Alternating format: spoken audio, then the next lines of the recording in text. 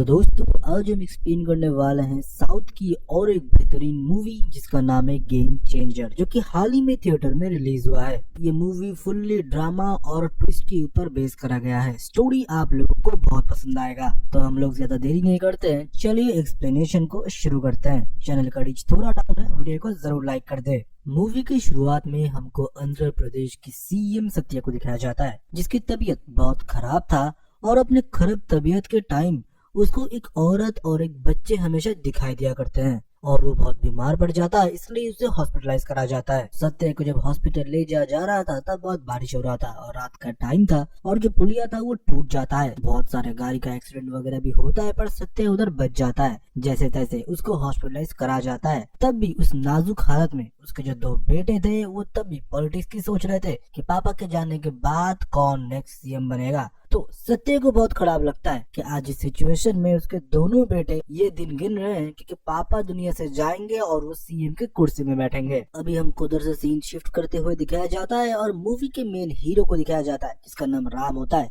वो अभी कुछ गुंडों से लड़ रहा होता है। उसके पीछे भी एक रीजन है। अभी राम आईएएस के पोस्ट में है। इससे पहले राम आईपीएस हुआ करता था, जिस टाइम में उसने बहुत सारे क्रिमिनल्स को पकड़ा था, मारा था और जेल के अंदर ठूसा था। तो वो बदला लेने के लिए वो लोग फिर से आए और यूजुअली राम उनको फिर से वही तरीके से बहुत अच्छे से पीटता है। फिर दोस्तों सीधा हम जाते हैं राम के घर में, जहाँ पर हम देखते हैं कि उसके पेरेंट्स चाहते थे कि राम शादी कर ले और सेटल हो जाए, पर राम ही नहीं चाहता। वो बोलता है कि मेरे शादी में कोई इंटरेस्ट नहीं है। फिर उधर से वो निकल जाता है और अपने ऑफिस में जाता है। ऑफिस में जाने के बाद वो अपने दफ्तर के लोगों को बोलता है कुछ लोगों की लिस्ट बनाने हैं जो लोग सरकार को धोखे में रख रहे हैं। वो लोग टेंडर वगैरह लेते हैं पर लोगों को इससे सर्विस नहीं देते। जो लोग प्लान पास करवाते हैं कुछ ऐसे कि उनको सब्सिडी मिले, पर वो प्लान वैसा होता ही नहीं है। वो ज्यादा मुनाफा करने के लिए कुछ भी इमारतें बना लेते हैं। मेरे रीजन में जो सिस्टम है वो पूरा करप्ट हो चुका है। उन लोगों की लिस्ट बनाओ, उनको ऑफिस बुलाओ, उनको हम समझाएंगे। तो वैसे लिस्ट बनता है, उन लोगों को ऑफिस में बुलाया जाता है। उनको अपने अपने क्षेत्र में समझा दिया भी जाता है कि आप कहाँ कहाँ घोटाला कर रहे हो, जल्दी इन सब चीज को ठीक कर लो तो आपके लिए बेटर रहेगा। कुछ लोग नहीं मानते, कुछ लोग मानते हैं। सबको लेके राम एक गाड़ी में डाल देते हैं और उनको सैर करवाने के लिए निकल जाते हैं। राम पहले एक चावल के फैक्ट्री में जाता है, जहाँ पर वो बोलते हैं कि आप चावल में घोटाला कर रहे हो, अगर आपने नहीं बंद किया तो चावल की फैक्ट्री बंद हो जाएगा, और वो बंद भी कर देता है। फिर वो एक मॉल में जाता है जहाँ पर इलीगल कंस्ट्रक्शन से एरिया बनाया गया है। वो उस मॉल को ही ताला लगा देते हैं। ये सारे एग्जाम्पल देख के बाकी लोग भी सुधरने लगते हैं। जैसे होता है ना कि आप हर लोग को नहीं समझाते, दो को पनिशमेंट देते हो, बाकी क्लास समझ जाता है। तो वैसे ही राम ने वही टेक्निक का यूज किया और सारे लोग समझ गए और राम के कहने पे करप्शन कम करने लगे। और दूसरी जगह हम देखते हैं कि सीएम जी हॉस्पिटल से छूट चुके थे। उनके अंदर भी क्या आता है, वो भी अपने पार्लियामेंट में बैठ के अपने मंत्री सभा को बोलते हैं कि आप लोगों को भी करप्शन कम करना पड़ेगा। करप्शन आप ना करो तो ही सही है, अगर आप कर पाए गए तो आपको पार्टी से निकाल दिया जाएगा। पर उसको यही नहीं पता था कि उसके दोनों बेटे सबसे ज्यादा करप्ट थे। उनमें से उसका जो छोटा बेटा था मोपी, उसका बालू और रेती का धंधा था जो कि इलीगली बेचा करता था। उसने उसको भी वार्निंग दिया कि ये सब कुछ रोक दो, नहीं तो तुमको पार्टी से मैं निकाल दूंगा। मोपी सामने तो हाँ हाँ बोलता है, पर रात में वो धंधा चालू रखता है, पर इसके बारे में सीएम को भनक तक नहीं था। फिर हमको राम को दिखाया जाता है जो कि अपने सिस्टर की वेडिंग एनिवर्सरी में एक गेट टुगेदर था, दोस्तों के साथ उधर बैठा हुआ होता है। उसके दोस्त लोग पूछते हैं कि तू कब शादी करेगा। राम बोलता है मुझे शादी में कोई इंटरेस्ट नहीं है यार। तब उसके दोस्त बोलते हैं क्योंकि कॉलेज के टाइम पे तू एक लड़की को पसंद करता था,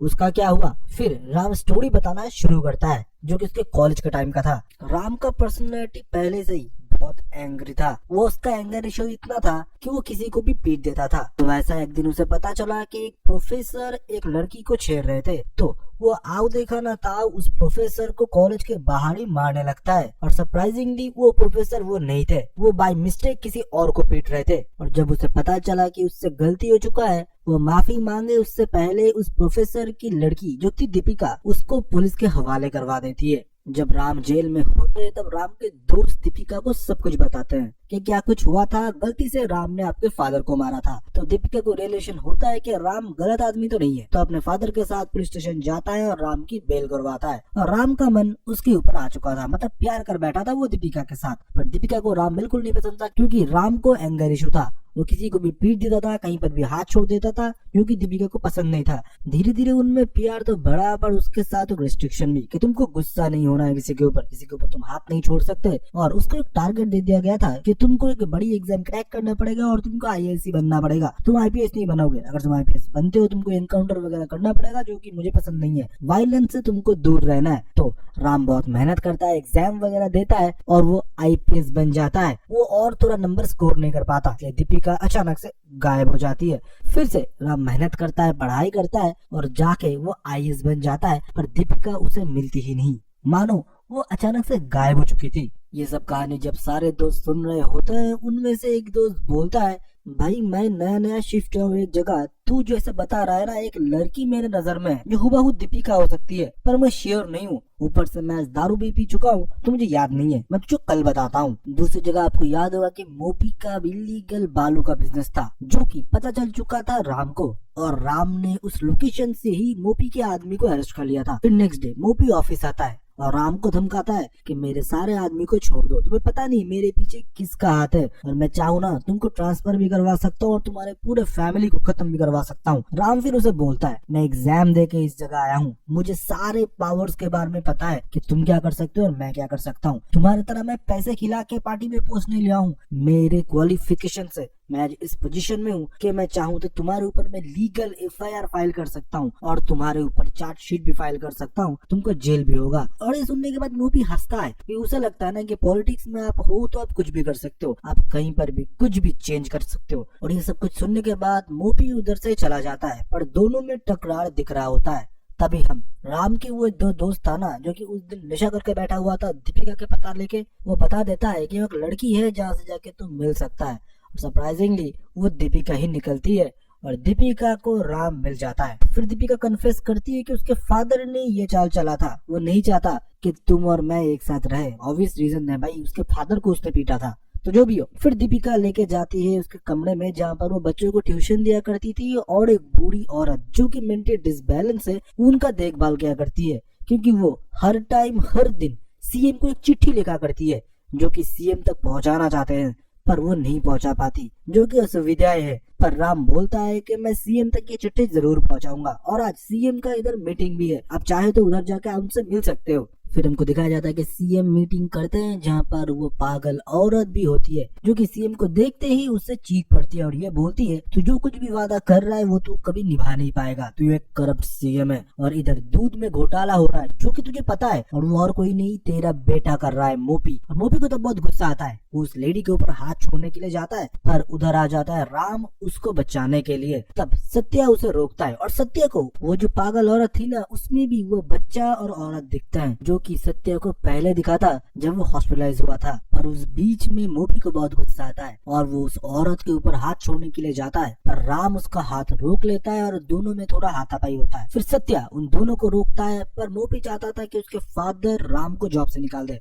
पर उसके फादर ऐसा करते नहीं है, वो दोनों को ही शांत रहने के लिए बोलते हैं और मोपी को भी डांटते हैं और राम को भी। पर उस दौरान उनका तबीयत खराब हो जाता है और वो फिर से हॉस्पिटलाइज होते हैं। मोपी अपने फादर से बहुत गुस्सा था, राम का सस्पेंशन उन्होंने क्यों नहीं किया। मोपी का इतना गुस्सा देख के टेम्पोररी उसने राम को सस्पेंड कर दिया अपने जॉब से, पर मोपी के ऊपर भी वो गुस्सा थे, इसलिए पार्टी से उसको भी निकाल दिया गया, क्योंकि उसने दूध में मिलावट करके बच्चों के जान को रिस्क में डाला था। पर ये लड़का संकी है, मतलब मोपी, वो गुस्से में आता है और मौके का फायदा देख के अपने फादर को ही वो जान से मार देता है। और अपने फादर के जाने के बाद मोपी खुद ही अनाउंस कर देता है कि अगला सीएम वही बनेगा। और हम देखते हैं कि जब सत्या घर में होता है, वो उसको अपने घर से उठा लेता है जिस दिन उसका दीपिका के साथ शादी होने वाला था, और उसे बहुत पीटा जाता है। बहुत लोगों को राम मार भी रहा था, पर फिर भी उसके ऊपर वो लोग भारी पड़ जाते हैं और राम को वो बहुत पीटने लगता है। तभी हम देखते हैं पुलिस ऑफिसर आता है और पीछे से उस गुंडों के ऊपर गोली चला दिया जाता है। आप लोग सोच रहे होंगे कि मोपी तो पावर में है, पुलिस भी उसकी बात सुनेगा, पर राम को बचाने के लिए पुलिस ऑफिसर क्यों गोली चला रहे हैं। इधर ही गेम खेल दिया जाता है। मतलब जो पुराने जो सीएम थे जो कि मर चुके हैं, सत्या, उनके जो सहायक थे वो पहले एक वीडियो रिकॉर्ड कर लिए थे जो कि सीएम का खुद की जुबानी था। उन्होंने अगला सीएम अनाउंस कर दिया था, जो कि और कोई नहीं वो राम होता है। और सीएम का लास्ट वर्ड ये भी था कि राम ही मेरा क्या क्रम करेगा, जो कि होता भी है। सत्या का जो सहायक था, मतलब जो सेक्रेटरी, उसको राम के पास के बारे में सब कुछ पता है। फिर वो राम को कहानी बताना शुरू करता है उसके फादर की। फिर वो राम को कहानी बताने लगे कि आज से बहुत साल पहले अन्नप्पा जी मतलब जो कि तुम्हारे पापा थे, उन्होंने हमारे गांव के लिए बहुत कुछ किया था। जब एक स्टील की फैक्ट्री हमारे गांव में बनने वाली थी, वो भी इलीगल, उन्होंने जाके उस फैक्ट्री ओनर को रोका और हम लोग एक साथ जुड़ने लगे। इसी के साथ उन्होंने हमारे गांव में शिक्षा लाया, लाइट वगैरह सब कुछ उनकी ही देन थी। धीरे धीरे उनके साथ लोग जुड़ने लगे और जिस सत्या का क्रियाक्रम तुमने किया था ना, वो भी उनके नीचे ही काम करते थे। ये लोग एक दूसरे को दोस्त भी मानते थे और उनके साथ मैं भी था। काम जोरों शोरों से चल रहा था, गांव का विकास भी हो रहा था। उसी के साथ हम लोगों ने एक सजेशन दी कि आप अन्नप्पा जी एक पार्टी फॉर्म कर लो, एक पॉलिटिकल पार्टी, जिससे आपको और भी सहायक मिलेगा और हम लीगली चुन के भी आएंगे तो लोग हमारे बारे में सोचेंगे और सरकार भी हमको सपोर्ट करेगा। पहले तुम्हारे पापा चिन्नप्पा जी नहीं मान रहे थे, फिर तुम्हारे माँ ने बोला कि आप लोगों के लिए काम करते हो, आप जरूर ये करोगे। फिर उन्होंने पार्टी फॉर्म किया और पार्टी का नाम दिया। पर एक प्रॉब्लम था, तुम्हारे पापा को बोलने में थोड़ी तकलीफ थी, इसलिए वो जो भी लिखते थे सत्या वो सब कुछ बोला करते थे। और बात उनकी थी पर फेस सत्या का था, सोच उनकी थी पर मुंह सत्या का था। तो इलेक्शन का टाइम आया और नॉमिनेशन तुम्हारे पापा के पार्टी ने भी भर दिया था। पर जो सत्या था वो बोलने लगा कि हमको पैसे बांटने चाहिए, जो कि और भी पॉलिटिकल पार्टी बांटते हैं, पैसे से वोट खरीदो फिर अब इलेक्शन में जीत जाओ। पर तुम्हारे पापा इस चीज के बिल्कुल खिलाफ थे, वो नहीं चाहते थे कि पैसे से लोगों की वोट खरीदे जाए। पर सत्या ये चाहता था, इसलिए उसने स्पॉन्सर भी ढूंढे थे। स्पॉन्सर और कोई नहीं, वही स्टील फैक्ट्री थे। जो स्टील फैक्ट्री और कोई नहीं, वही स्टील फैक्ट्री था जो कि करप्ट तरीके से हमारे गांव में धंधा करना चाहता था,